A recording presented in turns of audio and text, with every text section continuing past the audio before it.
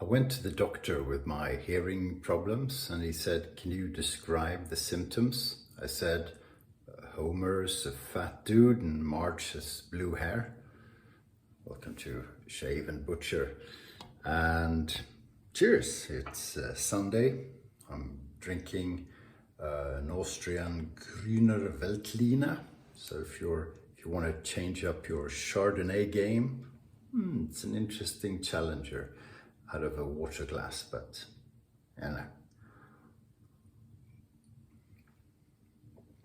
very nice mineral wine.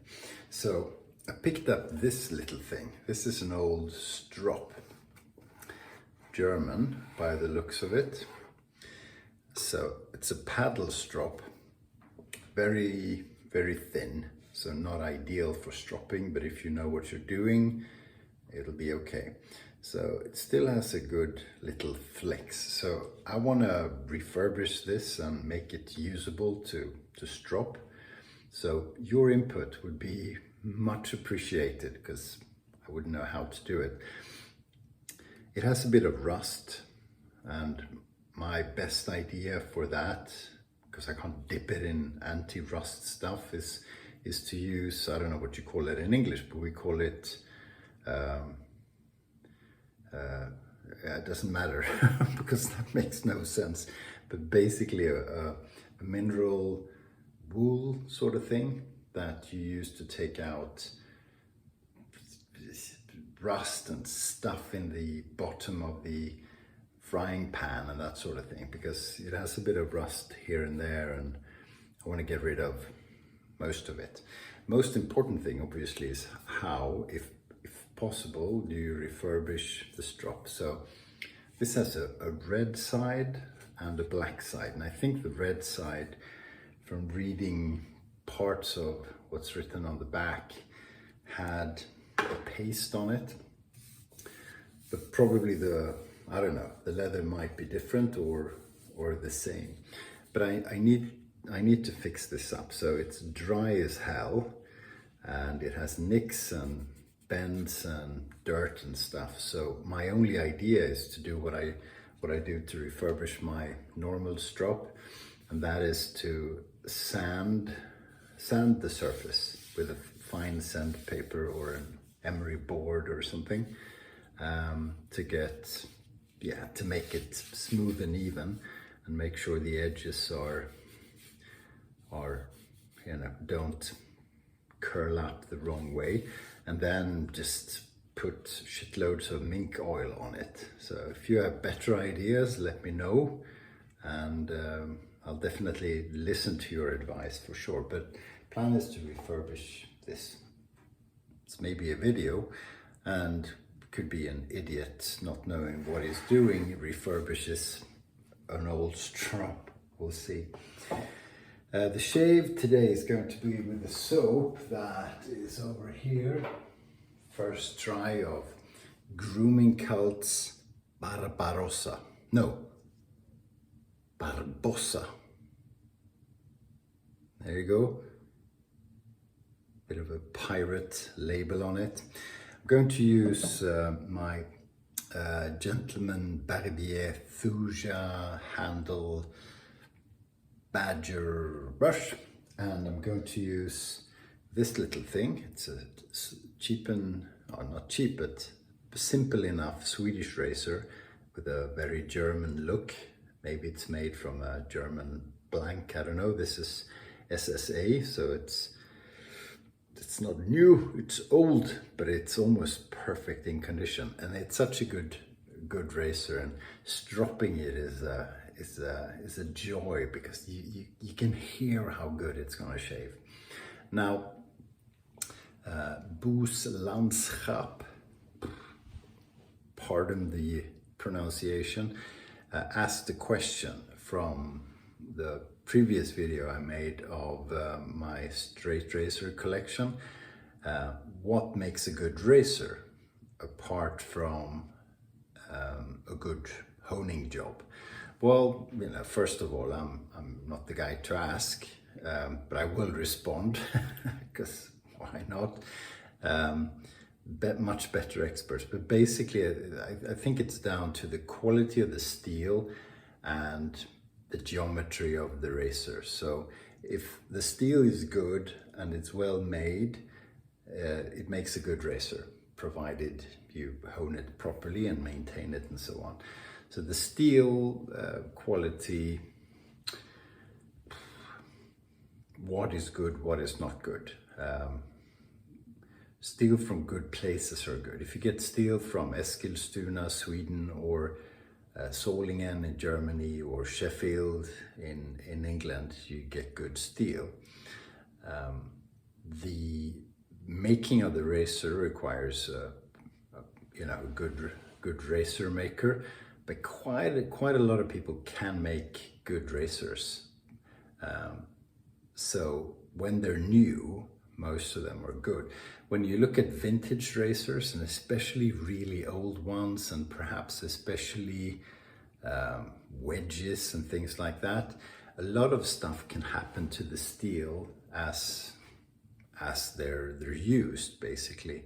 And old razors can get warped so that the spine and the edge aren't straight.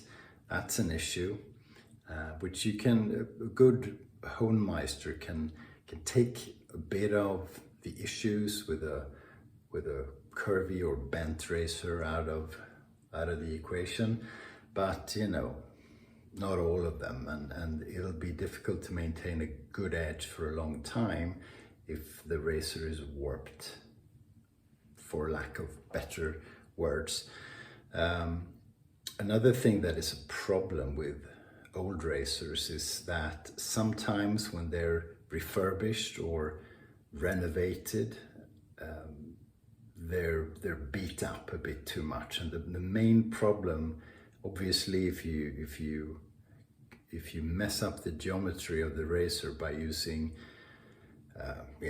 sanding wheels and stuff like that too aggressively, you can destroy the edge or the spine, which is a problem. The spine will be the bigger issue, because the edge, a lot of times you can work it into a good condition, but if the spine is damaged, it's a problem.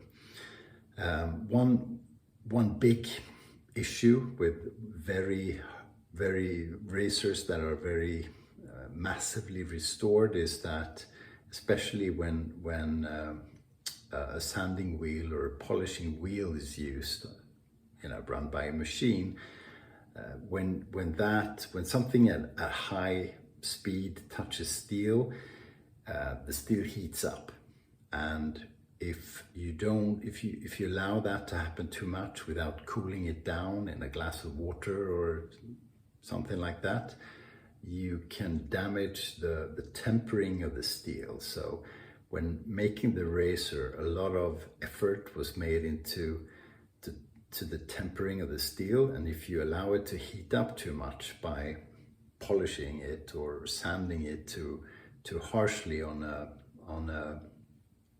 wheel, you mess up the I don't know what you mess up, but you mess up the tempering of the steel, and you destroy the ability to get a good sustained edge on the razor.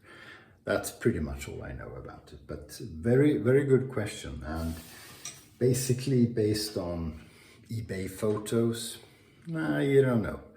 There are signs that are telling when it comes to forming an opinion whether or not the refurbishment or the renovation is too massive. But you learn by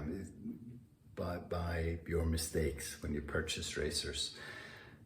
Best advice if you want to buy a vintage razor is to buy it from someone knows what he or she is talking about. When he or she says this is a good razor, the trick also is to ask, well, have you honed it yourself, and have you shaved with it after you honed it? So what was it like then, and would you shave with it 20 times, sort of? That's it. That's the pour. Now this will be interesting. Grooming Cult is a favorite brand of mine. It's from Greece.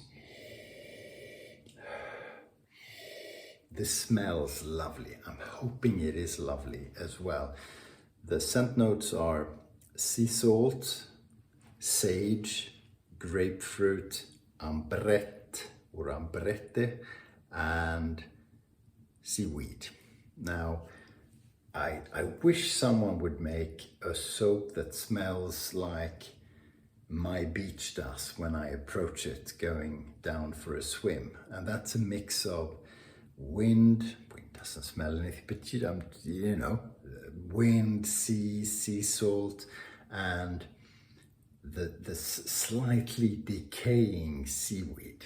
So decaying or rotting seaweed is not necessarily a pleasant scent, but when you live by the sea, it has something about it. Mind you, I used to live at a pulp mill, or in the pulp mill basically, which doesn't smell particularly nice, but it's, you know, it's like a beaten child, or, you know, Stockholm syndrome or something. It gives you good memories. Way off track. This is nothing like that.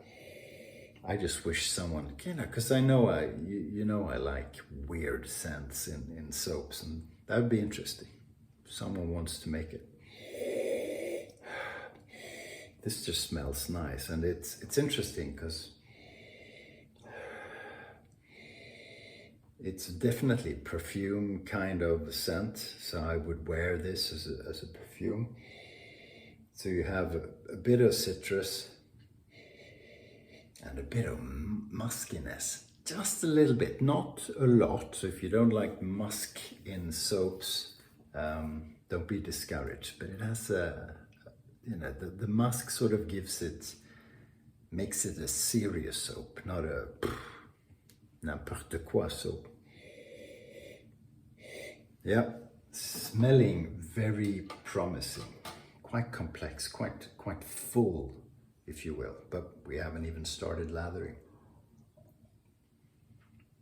That's my only glass of wine tonight. Formula One is coming up. Formula One is from Qatar, which is a stupid, crazy track. But anyway, Formula One is Formula One.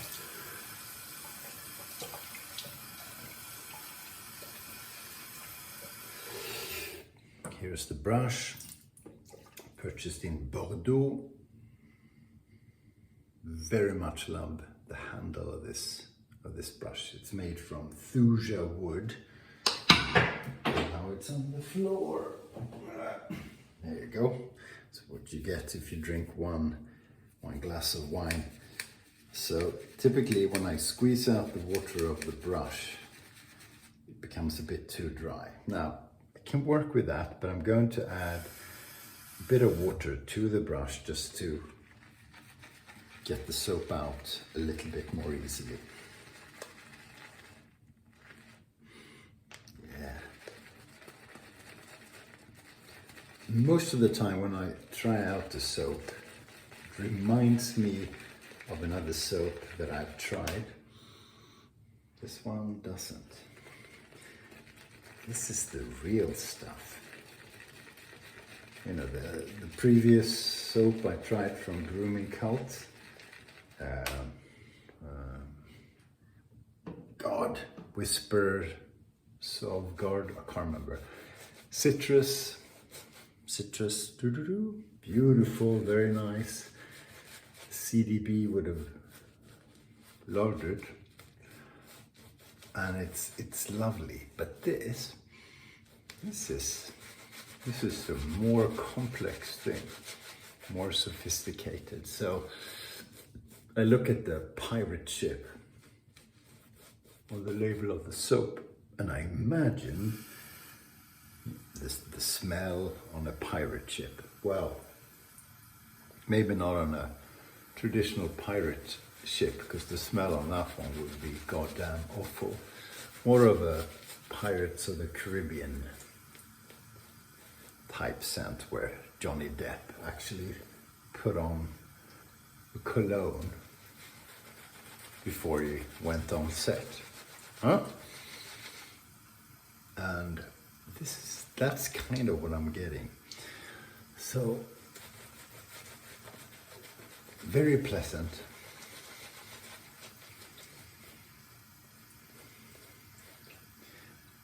Quite sophisticated, sort of low-key sophisticated. If this was made by an American artisan, God bless them, it would be boom, and there would be a kraken on the label, and the scent notes would be maybe the same, but the scent strength would be off the charts. That's just to prove the point. Mind you, arguably the best soap artisans are American, but you know what I mean? Now this soap is made in the country where democracy was invented, and as a result,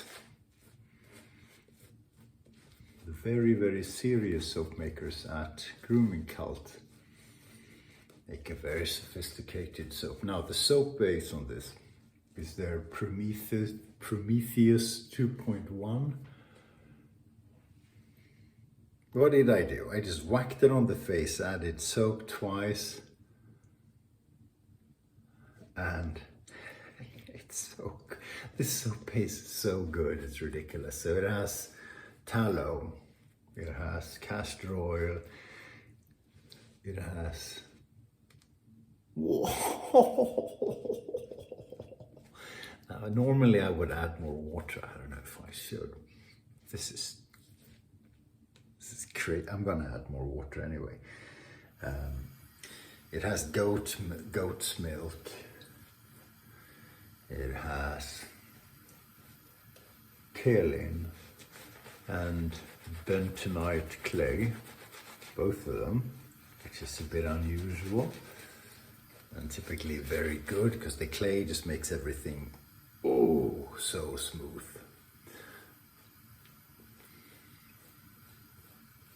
You know, you add clay to paper when you want to get a good printability on the paper.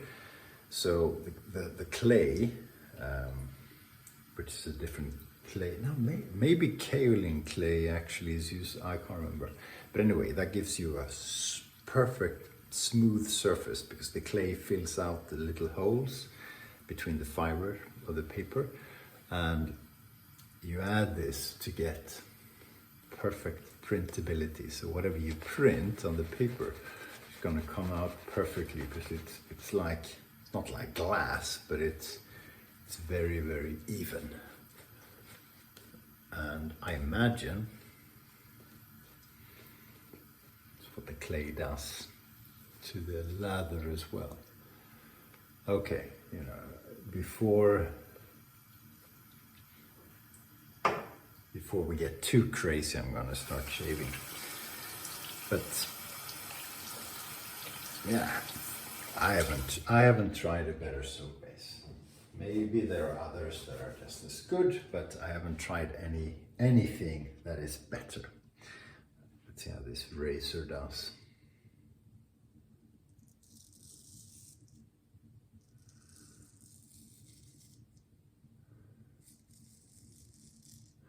Obviously the razor does very well because it's a good razor. Because it's made from good steel. The geometry is good.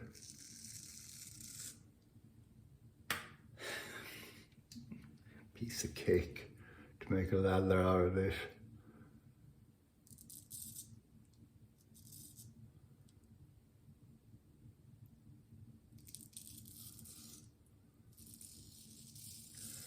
The scent, I love it.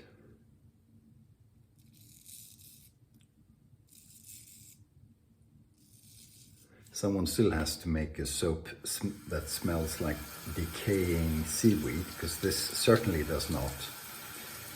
But it's beautiful. It's beautiful. This, you know, Guys, if you ever make a perfume out of this, I'm buying it.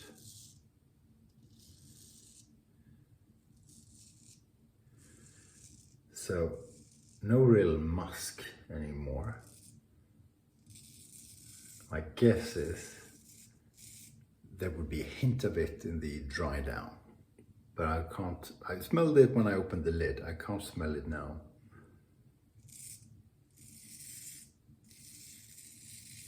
But the scent is still, you know, it has this seriousness to it.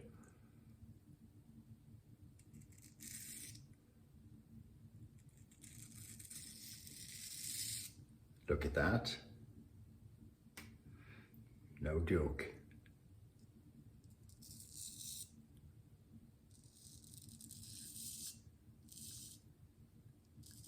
Another comment from the previous video, this was from Brian Simpson, I think, was, can I please make a series of shaves with the big razors, the 1 inch and 1 inch plus razors?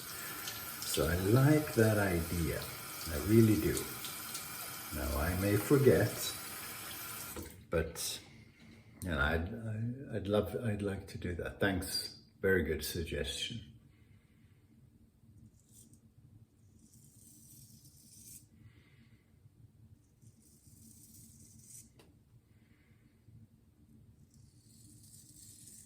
So the soaps from Grooming Cult are not always easy to come by. That doesn't mean you should stop trying to get them. Check them out. If I remember, I'll put a link to their website, which, by the way, boys, needs a bit of work. You're some of the best soap makers in the world. Marketing, there are things to do. But just like for a time there, it was impossible to buy the new Sex Pistols record, just wasn't available. It doesn't mean you should stop trying to get it. Yeah? So, am I saying the soap is like a Sex Pistols record? Yeah. But the scent is probably something that Malcolm McLaren and Vivienne Westwood came up with.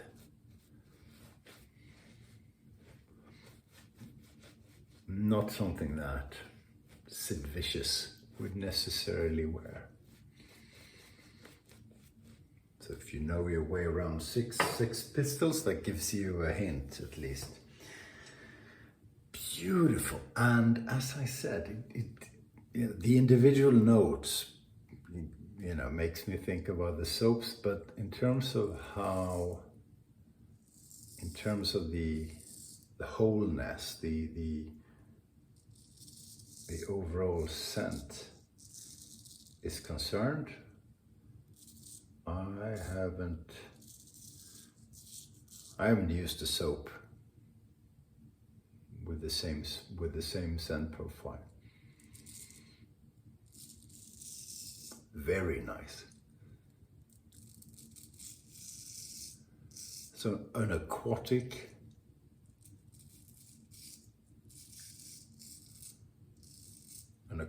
scent in many respects.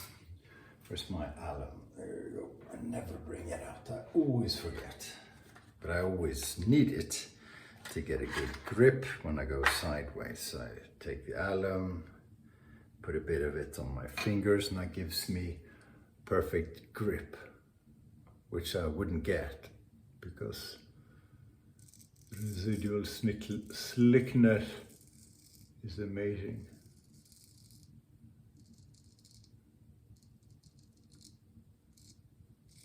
What a good setup. This soap, this razor, this brush. We did well today.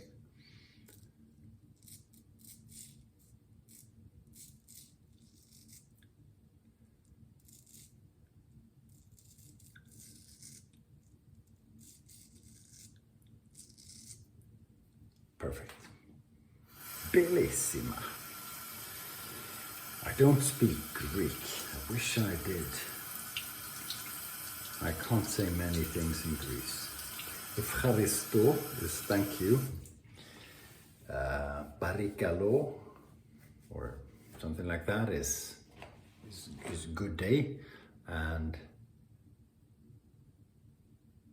no, parikalo. What is that? Hello or something? So, so I don't know any words in Greek. No, kalimera is good day. Kalispera, I think, is good evening. I think. It's a beautiful language to listen to.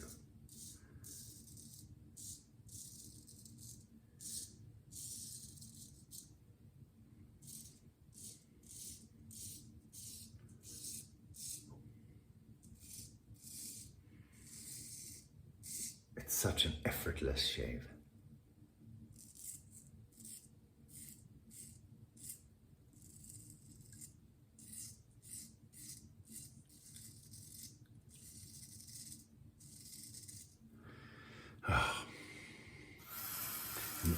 An intriguing scent, really intriguing. Nothing about this deters you. You know, there's nothing weird about it. It's just really, really pleasant.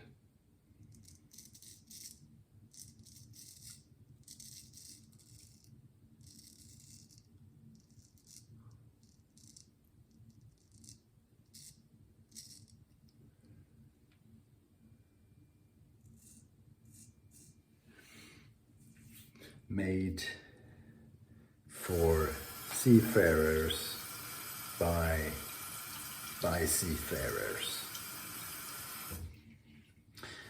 Absolutely killer job. And the soaps I have used from Occult Grooming, as they were called, and now called a Grooming Cult, is a nice mix of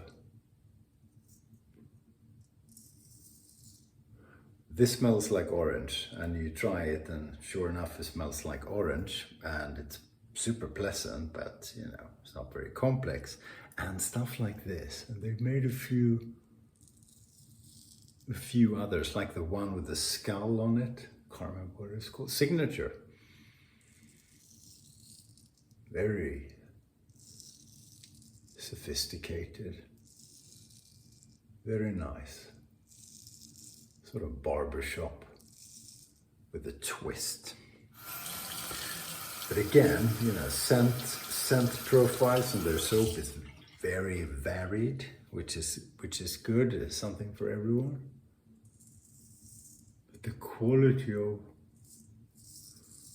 of the lather, wow! Did I say in the soap there's silkworm cocoon oil?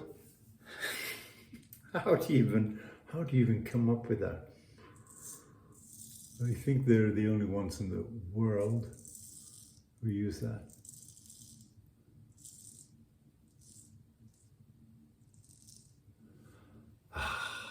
So I'm going to wash my face, and I just know how good it's gonna feel. I just know. You know, because this razor and the soap, it's hard to fail with it. Really hard to fail. Okay, so I'll rinse and let you know.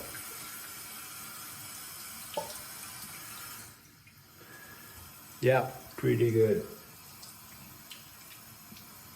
Pretty damn good.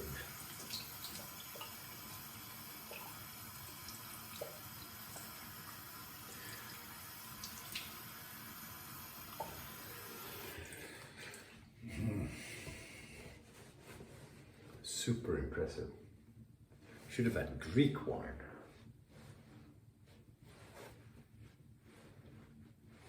I rarely drink Greek wine. I'll get some. I really should. Yeah, so this was really interesting. just like the Westman soaps, this sort of takes you on a journey. You're on the sea, and yeah, really good. Lather is different from Westman. Both are very good. I like both of them. But you know, you saw the lather. You saw what I did. It's hard to beat. So is this scent. I love it. I love it. This stuff, buy it.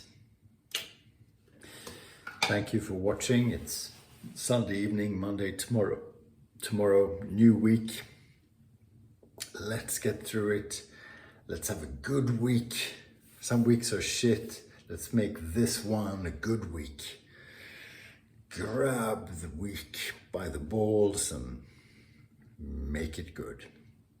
Thanks for watching. Stay sharp.